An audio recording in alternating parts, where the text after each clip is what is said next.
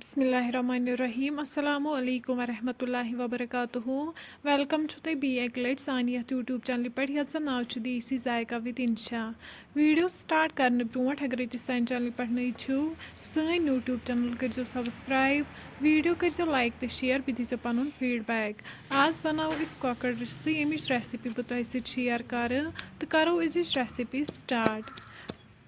recipe बनाने खतर नुमुत boneless chicken अत बनाओ गन असल पे कीम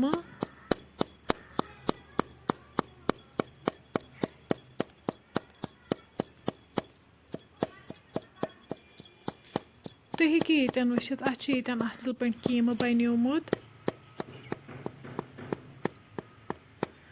अम पे नमो वन मिक्सर जार यह कीम करो वन अथ मिक्सर जारस मज ऐड बी त्रो वन अत मज ठूल जो फुट्रत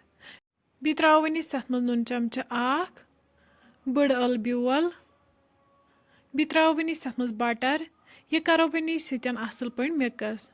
तुम हेकि यन वुचित यह असल पे मिक्स गोमुत अम पे दिमो वन अड़िस घंटस अत रेस्ट अड़ गंट बाद यपर दानस पे बान नमुत वन अड़ गंट बाद बनाओ वन यन लकट लकट बॉल्स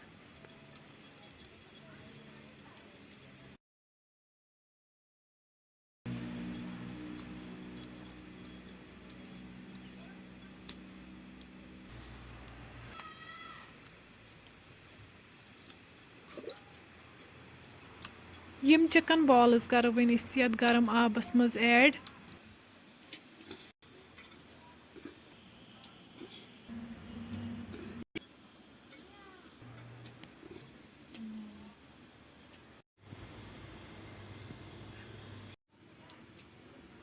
अम पे त्रो वन अत मज दालचीन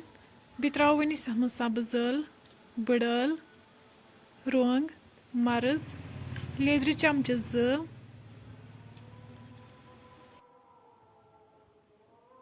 यम करहोक वन यम सारी मसाल अत मज असल पे मिक्स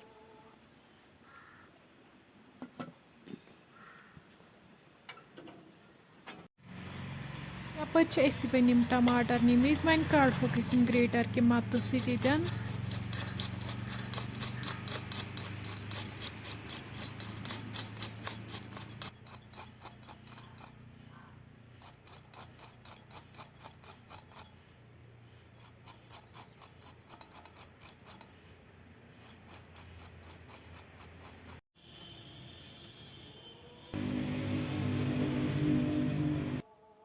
यपर नमो वन इंगीटी पे कड़ाई अत मज त्रो वन तेल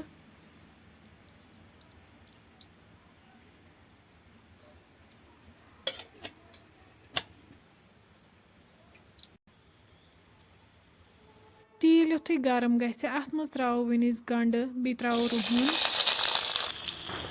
गंड तो रुहन करो हल्क फ्राई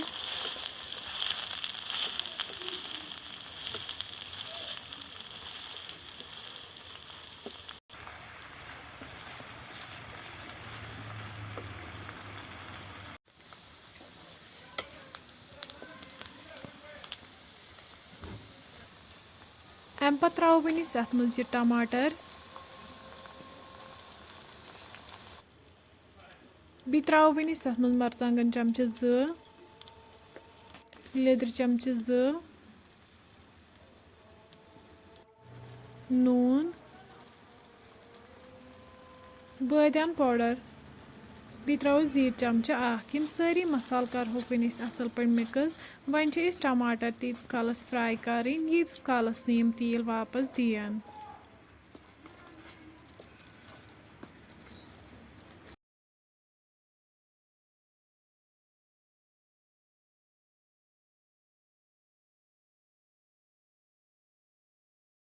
टमाटर यन असल पे फ्राई गमित तुम हेको वुचित यमो दियुत यन तेल वापस अम पे करो वन यम टमाटर यन रिस्तन मज ऐड